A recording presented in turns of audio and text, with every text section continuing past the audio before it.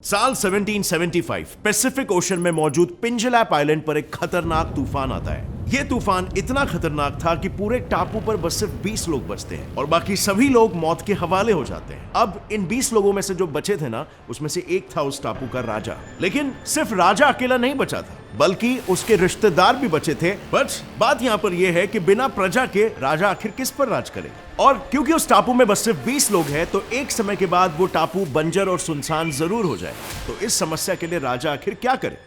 काफी सारा सोच विचार करने के बाद राजा को एक समाधान नजर आया। उसने टापू पर मौजूद उसी के परिवार के हर एक महिला के साथ एक एक करके शारीरिक संबंध बनाना शुरू कर दिया और बच्चों को जन्म देना शुरू कर दिया। और फिर कुछ समय बाद जब रिसर्चर्स ने इनकी स्टोरी सुनी, स्टार्टिंग में तो किसी को बिलीव नहीं हुआ, but each and every person on that island was actually healthy. बस सिर्फ एक दिक्कत थी, वो सभी के सभी कलर ब्लाइंड थे। उनमें से किसी को भी कोई कलर नहीं दिखता था। और आज इनकी पीढ़ी इस हद तक आ चुकी है कि पूरे टापू में मौजूद 30% पॉपुलेशन कलर ब्लाइंड है। बट अगर देखा जाए तो इस टापू के रहवासियों में ऐसा कोई मेजर जेनेटिक फ्लॉ नहीं हुआ था जैसे इनब्रीडिंग में होता है, राइट? इनब्रीडिंग पर हमने एक डिटेल वीडियो बनाया जो आप इस वीडियो के बाद ऊपर आई बटन दबाकर देख सकते हो। उसमें आपने ये जाना होगा।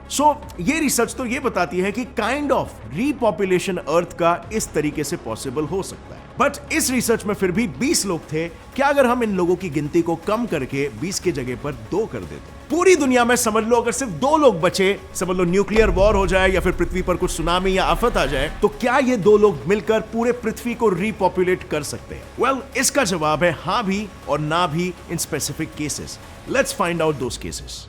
इसे समझने के लिए एक सिंपल सा एग्जांपल लेते हैं। सपोज X एक फीमेल है और Y एक मेल है। ये दोनों पूरे पृथ्वी पर अकेले कपल है जो जिंदा बचे हैं, जिनका कोई भाई बहन का रिश्ता दूर दूर तक नहीं है या फिर कोई और खून का रिश्ता। तो चलो एटलीस्ट हम यहां तक सेफली कह सकते हैं कि पॉपुलेशन 2 से 3 या मे बी 4 तो हो ही जाएगा। लेकिन उसके बाद क्या? उसके बाद होगी असली प्रॉब्लम शुरू। इन्हें जो बच्चे होंगे उनमें पॉसिबिलिटी है कि या तो वो सभी मेल हो या फिर फीमेल। मतलब उनके बाद के नेक्स्ट जनरेशन का आना ऑलमोस्ट इम्पॉसिबल है। बट चलो मान लेते हैं हाइपोथेटिकली उन्हें मेल फीमेल दोनों बच्चे हो गए। बट यहां पर भी राहत की सांस लेने की कोई वजह नहीं है, क्योंकि इनके आने से प्रॉब्लम कम नहीं बल्कि बढ़ेगी।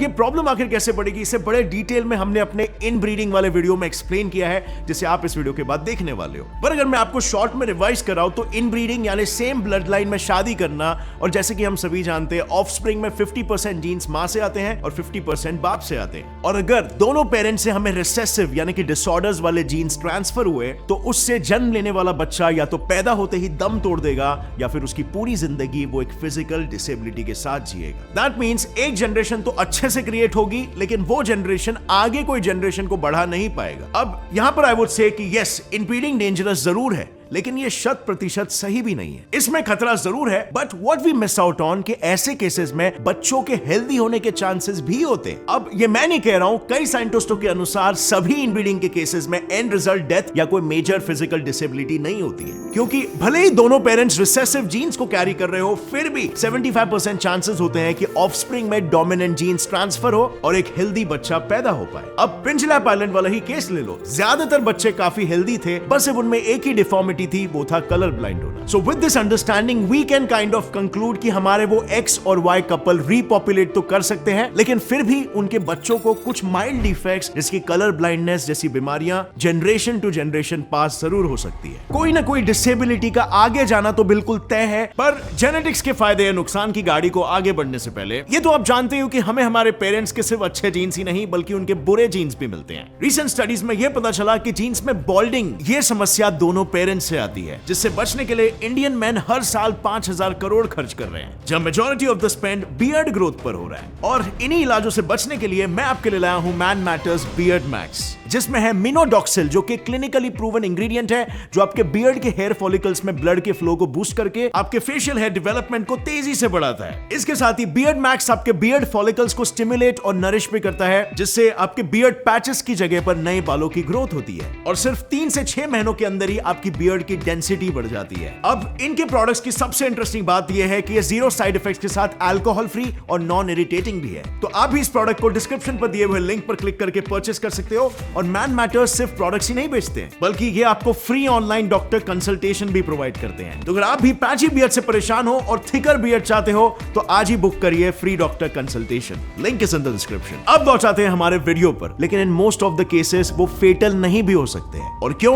Well, because of recessive genes. लेकिन अगर हम अपने पूर्वजों यानी कि सबसे पहले एंशिएंट ह्यूमन आर्डिपिथेकस रैमिडस की बात करें, जिनके बाद होमो ये स्पीशी आई, तो तब भी एक ऐसा वक्त जरूर आया होगा जब दुनिया में सिर्फ दो ही लोग थे, एक मेल और एक फीमेल, और उन दोनों में हुए मेटिंग के वजह से ही इंसान आज इस मुकाम पर पहुंचा है। तो फिर हम में कोई डिसेबिलिटी क्यों नहीं है? वेल, इसका सिंपल जवाब है वायरसेस। आई नो, वायरसेस सुनकर आपको 440 वोल्ट का शॉक लगेगा, लेकिन सभी वायरसेस हमें नुकसान ही पहुंचाए ऐसा तो कहीं नहीं लिखा है ना। बहुत सारे वायरसेस होते हैं जो हमें स्ट्रांग रखने में भी मदद करते हैं, और ऐसा मैं नहीं कह रहा हूं बल्कि बहुत सारे रिसर्चर्स कहते हैं। हमारे डीएनए में 8% वायरसेस है, जिसकी वजह से ह्यूमंस इतने इवॉल्व हो पाए हैं। तो देखो, होता क्या है ना, वायरसेस ह्यूमन बॉडी में एंटर करते ही डीएनए में अपनी जगह बना लेते हैं, यानी डीएनए के स्ट्रक्चर को इफेक्ट करते हैं और एक नया स्ट्रक्चर बना लेते हैं। Now new DNA means new traits, new characteristics, and that simply means evolution.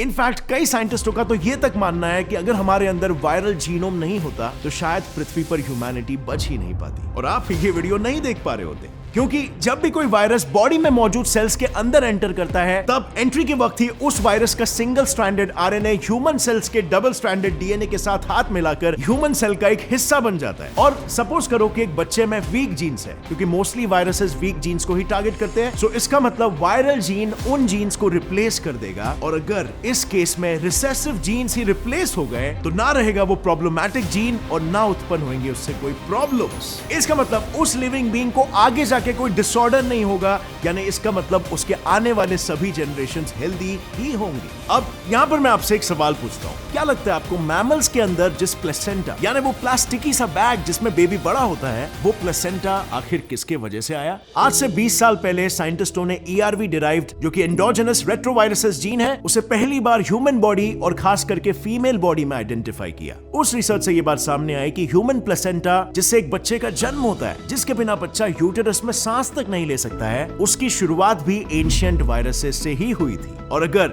ये बात सच हुई ना, तो शायद सबसे पहला बच्चा इन एंशिएंट वायरसेस की ही देन हो सकता है। बेसिकली वायरसेस इन्फेक्ट करने वाले सेल्स के साथ फ्यूज हो जाते हैं और फिर धीरे धीरे सभी सेल्स एक दूसरे के साथ मर्ज होकर एक बड़ा सा इन्फेक्टेड शीट फॉर्म कर लेते हैं, which is called as a viral infection. अब हो सकता है कि पास्ट में जब एक एंशिएंट मैमल इन्फेक्ट हुआ था, जब उसमें वायरस ने एक इन्फेक्टेड शीट बनाई, लेकिन वो शीट प्लेसेंटा थी जो हमारे लिए यूजफुल साबित हुई। लेकिन कई सारे एविडेंसेस से ये पता चला कि इस जीन के अडॉप्ट करने के बाद थोड़े बहुत ही egg laying mammals placental mammals में कन्वर्ट हुए हैं। सो अब चलो, इंसानों का तो समझ में आ गया, but what about animals? What if अगर पृथ्वी पर सिर्फ 2 ही एनिमल्स बचते हैं, क्या वो अपने पूरी प्रजाति को रीपॉपुलेट कर पाएंगे, या इंसानों की तरह ही वो भी इनब्रीडिंग के डिसऑर्डर्स का शिकार बनेंगे? Well, sadly yes. अब डॉग्स को ही ले लो, भले ही डॉग्स में 25% इनब्रेड हेल्दी ही पैदा होते हैं, but there is always a limit. Animals में भी इनब्रीडिंग इंसानों की तरफ 50% अच्छी होती है और 50% बुरी। मतलब एक साइड पर inbreeding is equal to produce excellent quality animals, और दूसरी तरफ inbreeding is equal to loss of a gene pool which leads to extinction. अब 2018 में ही आपने सुना होगा कि वर्ल्ड के लास्ट में नॉर्दर्न व्हाइट राइनो की केन्या में हुए वाइल्ड फायर में डेथ हो गई, और पूरे व्हाइट राइनो की स्पीशीज के सिर्फ 2 फीमेल राइनो ही बचे, जो कि थी उसकी डॉटर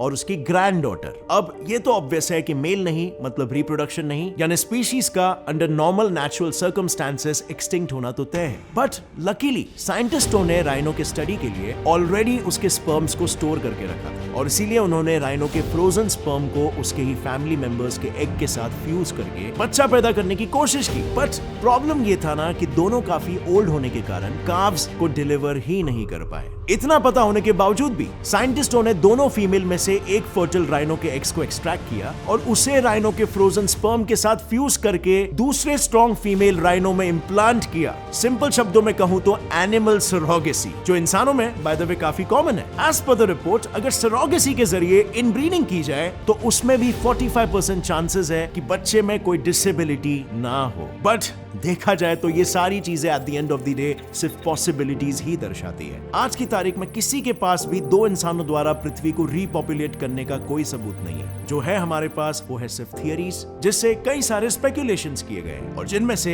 एक है 5500 rule. International union for conservation of nature ने बनाए हुए 5500 रूल के अकॉर्डिंग 500 लोगों की पॉपुलेशन क्रिएट करने के लिए 50 इंडिविजुअल्स का होना जरूरी है। और अब आप ही कैलकुलेट करो कि अगर लाखों करोड़ों की बात करें तो काउंट कितना होना चाहिए। या सिर्फ 98 इंडिविजुअल्स जिनका दूर दूर तक कोई फैमिली रिलेशन नहीं है, वो भी आराम से अर्थ को रीपॉपुलेट कर सकते हैं। But now let's come back to the Pingelap island वाला केस। जैसे हमने उनके इनब्रीडिंग के किस्से में यह सुना था कि रिसेसिव जीन्स ट्रांसफर हुए थे, जिसकी वजह से उनके ऑफस्प्रिंग्स कलर ब्लाइंड पैदा हुए। तो मेरा सवाल आपसे यह है कि क्या सबूत है कि पहले हमारे इतिहास में भी हमारे साथ ऐसा कुछ ना हुआ? मेरा मतलब है कि क्या सबूत है कि हमें रिसेसिव जीन्स नहीं मिले हो और कुछ डिसेबिलिटी से हम खुद ही पीड़ित ना हो? Because just think about it ना, क्या ट्रेट हम में होने चाहिए थे जो हमारे पास नहीं है? इसका पता हम चाहकर भी कैसे लगा पाएंगे, क्योंकि वो ट्रेट तो हमारे पास नहीं है। I know it's little confusing to think about that, but अगर कलर ब्लाइंडनेस का एग्जांपल ले, फॉर एग्जांपल ऐसा हो सकता है ना कि हमारे एंशिएंट एंसेस्टर्स